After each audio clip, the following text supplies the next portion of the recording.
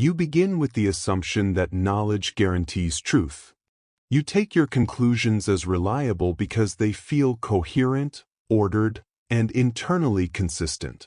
The structure of thought appears self-supporting, and you rarely question the foundation on which that structure rests. Yet Al-Ghazali challenges this quiet confidence. He asks whether the mind, operating strictly within its own boundaries, can ever verify the accuracy of its own workings. If every judgment you make relies on the very faculty you are attempting to test, then the test becomes circular.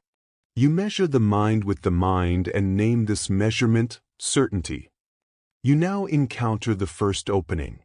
If the mind claims certainty by appealing only to itself, what verifies the mind? Al-Ghazali lived in a world saturated with intellectual competition. Baghdad was a meeting point for legal theorists, philosophers, theologians, and mystics.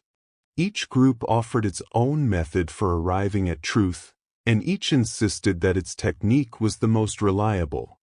Arguments were rigorous, analyses were precise, and debates continued without resolution. Al-Ghazali observed that every school could dismantle the arguments of the others with equal skill. This raised a fundamental problem. If each framework can be undermined by another, where does certainty find its foundation?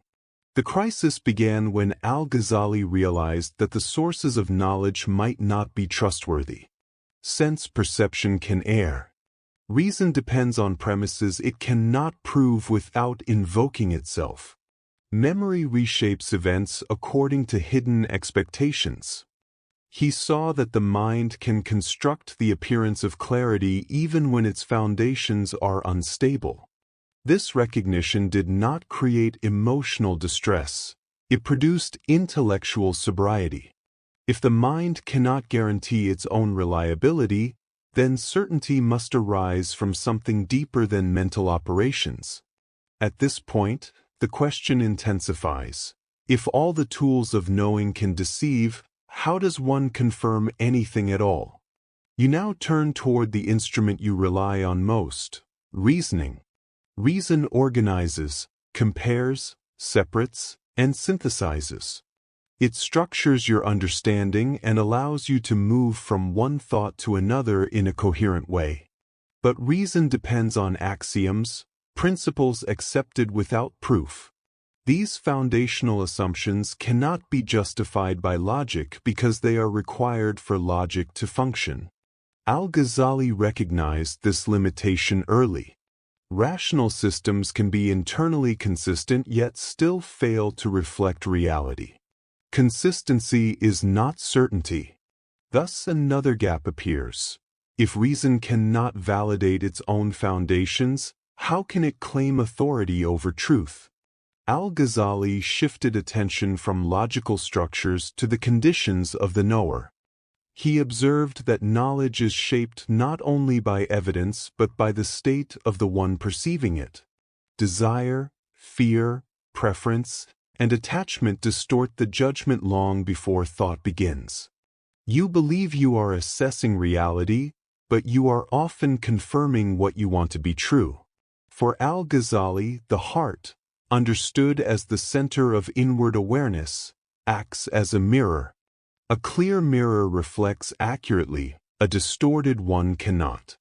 The principle is simple.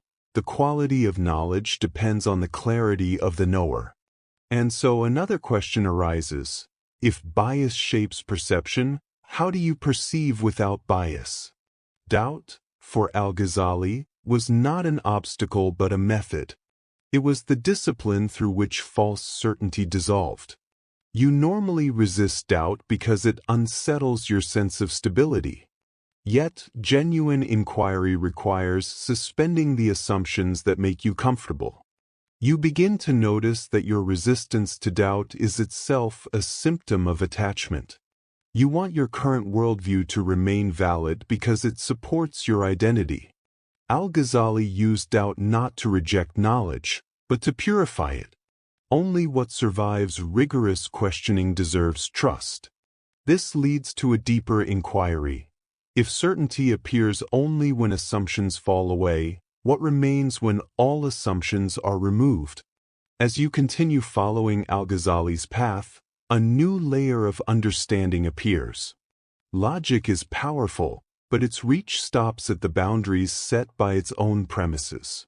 You may refine those premises, expand them, or analyze them in greater detail, but you cannot escape their initial selection.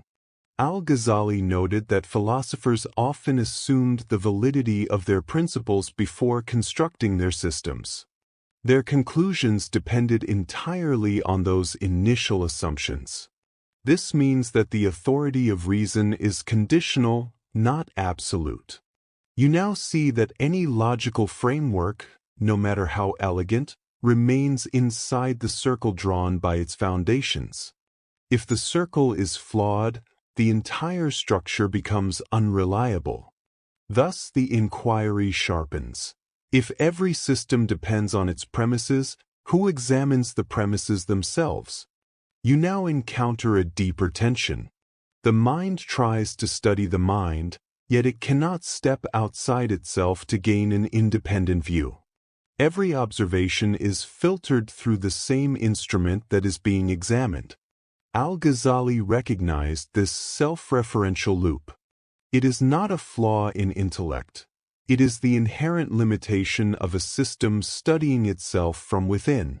The mind can observe its processes, but it cannot verify its own reliability from a position beyond itself.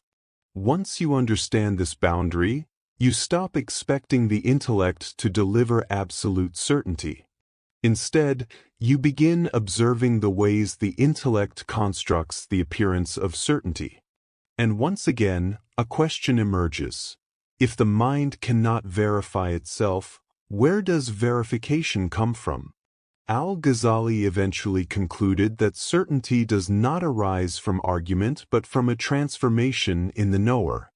When the self becomes quiet, when its biases, fears, and desires lose their influence, awareness becomes capable of receiving truth directly. This insight is not emotional and not intuitive in the ordinary sense. It is a form of clarity in which perception aligns with reality because interference has been removed. Thus, understanding is not produced, it is uncovered. But this raises a final challenge. If understanding appears only when interference ends, what is the nature of the awareness that receives it? Insight, in Al-Ghazali's analysis, is not an event that happens within thought. It is a shift in the ground from which thought arises. When you examine your judgments carefully, you begin to see patterns, defensiveness, preference, the drive to retain coherence. These patterns distort what you call knowledge. When these distortions are observed without resistance, they lose their force. Thought becomes lighter, quieter, and more transparent. Insight emerges in this quiet. It does not depend on argument, yet it does not contradict reason. It simply operates from a level that is not confined by the structure of thought. With this, the inquiry reaches its final form. If thought becomes clear only when the self releases its grip, what is clarity independent of the self? As this examination deepens, you arrive at the point where the identity of the seeker becomes the last obstacle. The one who searches for certainty assumes it can possess certainty. But possession implies separation. A knower who stands apart from truth and acquires it. Al-Ghazali understood that this separation is illusory. Truth is not an object, and the seeker is not separate from what is sought. The self that wants to grasp reality is the very structure that obscures it. When this is seen clearly, the seeker dissolves. What remains is awareness without the need to claim ownership of understanding. And now a final question presents itself.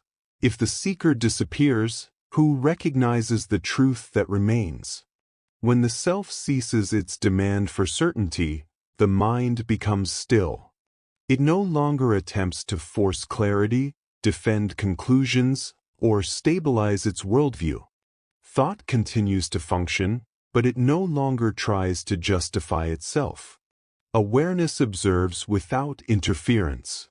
In this condition, truth does not arrive as a conclusion but as an evident presence, simple, unobstructed, and free of contradiction. Nothing is added, nothing is constructed. This is the silence Al-Ghazali pointed toward, a mode of knowing that arises when grasping ends. You reach a final recognition. When there is no searcher, no argument, and no claim, what remains is simply what is.